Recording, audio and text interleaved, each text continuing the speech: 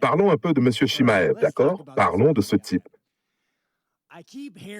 J'entends sans arrêt Chimaev par-ci, Chimaev par-là. Mais regardons plutôt ce que disent les faits et l'histoire à son sujet. Et vous, les médias, vous devriez le savoir. Chimaev a fui la Tchétchénie avec sa famille à cause d'un chef de guerre, un dictateur oppressif qui faisait tuer des gens sans distinction. Je ne le blâme pas pour ça, c'est ton pays, ta situation. Mais ensuite, il retourne en Tchétchénie. Il y retourne parce que quelqu'un veut lui offrir une Mercedes G-Wagon. Et là, il se dit, OK, je vais me plier à ça, je vais faire ce qu'il faut. Puis à un moment, la laisse devient trop serrée, beaucoup trop serrée. Et je pense que le gouvernement américain commence même à le regarder comme quelqu'un de suspect, presque comme un terroriste. Pourquoi? Parce qu'en Tchétchénie, des gens sont assassinés régulièrement et les droits de l'homme y sont constamment violés. Alors maintenant, Chimaev prend peur. Il se dit, mince, je voulais profiter du système, mais je ne pensais pas que ça irait aussi loin. Et finalement, il s'enfuit encore, quelque part dans le désert, et il se cache là-bas. Il lance une arnaque au Bitcoin et escroque ses propres fans. On m'a proposé exactement la même arnaque crypto, et j'ai refusé. J'ai dit, allez vous faire voir, je ne vais pas arnaquer mes fans, je n'ai pas besoin d'argent à ce point. Mais lui, c'est ce qu'il a peut-être fait. Donc oui, Chimaev, tu sais te battre, c'est vrai. Tu as une barbe, tu as le style du combattant. Mais que l'histoire retienne ceci. Tu as fui ton pays, tu es revenu pour te rapprocher d'un dictateur, puis tu as fui encore. Pour moi, tu es et tu resteras quelqu'un qui se vend. Ton ancien ami parle beaucoup de toi sur Twitter depuis le combat. Il dit que quand vous vous entraîniez ensemble à la salle, il arrivait à te dominer en lutte, qu'il était meilleur que toi dans ce domaine et que sur 4 rounds, il pourrait te battre parce qu'il te mettrait au sol plusieurs fois. Mais comment est-ce qu'il pourrait me mettre au sol sérieusement? Soyons honnêtes, je l'ai battu partout, en lutte, en striking, dans tous les domaines.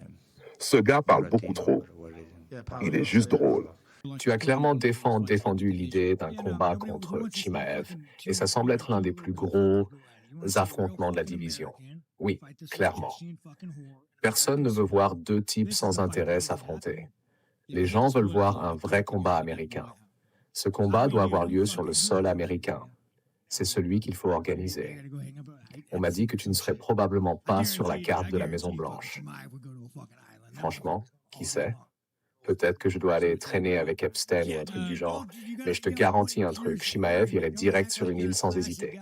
Apparemment, on sort ce soir, cette semaine.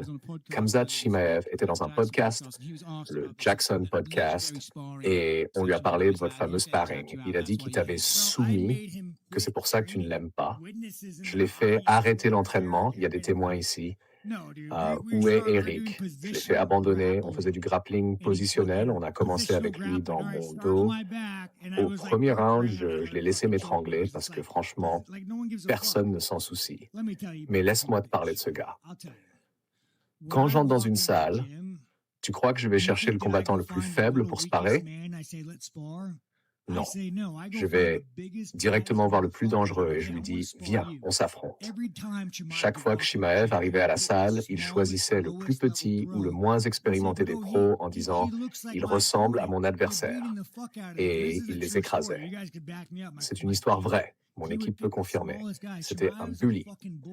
Et si tu regardes ce qu'il fait dans la division, il fuit constamment. Maintenant, il veut monter en mi-lourd pour affronter Jiri, qui n'est même pas champion. Il fuit et se cache. Il faisait déjà ça quand il s'entraînait avec nous, et il fait la même chose aujourd'hui dans la division. Des combattants qu'on appelle des brutes ou des harceleurs. Est-ce que tu penses que quand il se retrouve face à quelqu'un capable de vraiment lui répondre. Je veux dire, regardez quand il a affronté mon pote. Le petit Brésilien, comment il s'appelle déjà? Gilbert Burns. Gilbert Burns, bordel, un bon père de famille, un gars respectable. Franchement, tu vois que sa famille a déjà connu des bagarres, genre des embrouilles autour d'un barbecue. Mais regardez Gilbert Burns, il a vraiment tenu tête. Le mec fait quoi? 1m63 environ? Félicitations quand même pour la victoire, c'est une très grosse victoire, bravo. Ouais, bon, allez, je sais qu'on va me poser des questions débiles maintenant. Vas-y, allez. Allez, Amy, viens, parlons des gays, parlons des trans. Allez, Amy. Franchement, j'aimerais bien qu'ils organisent ce combat, mais je ne pense pas que ça arrivera. Parce que ce type, le jour où il devra vraiment m'affronter, il appellera la police.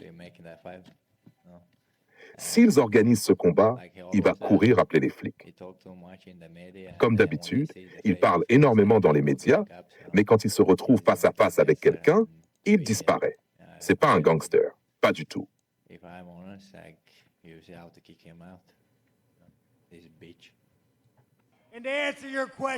Et pour répondre à ta question sur ce petit Tchétchène, remettons les choses au clair.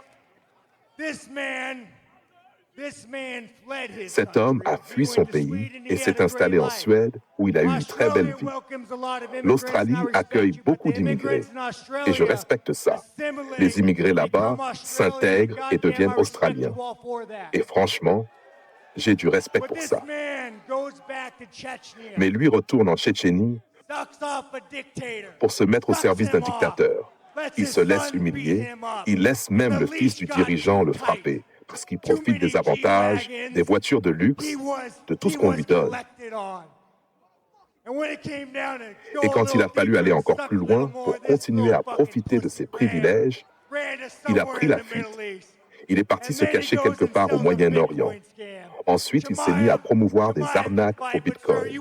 Jamia peut se battre, oui, mais toi, tu n'es pas un homme. Le monde entier sait que tu n'es pas un homme. Et tu ne le seras jamais.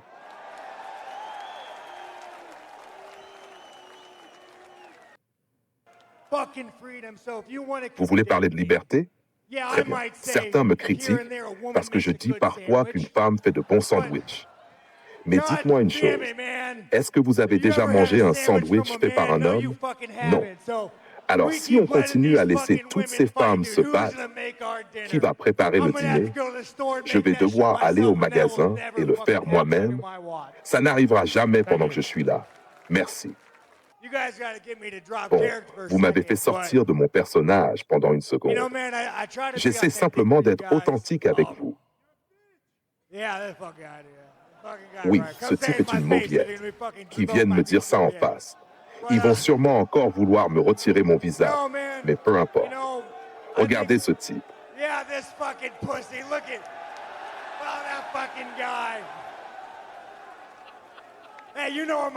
Tu sais où est mon hôtel si tu veux venir me parler. Mais au fond, j'essaie juste d'être honnête avec vous. Parfois, vous nous voyez comme des superstars, mais au final, on est juste des êtres humains comme les autres. On fait des erreurs. Je peux vous dire une chose. Avant, je n'avais aucun respect pour moi-même. Je n'arrivais même pas à me regarder dans le miroir sans détester ce que je voyais. Et même aujourd'hui, il m'arrive encore de me détester un peu. Mais grâce à vous, grâce à votre soutien, j'ai aujourd'hui une vie que j'apprécie vraiment. Alors merci à vous tous, que je gagne ou que je perde, votre soutien a changé ma vie.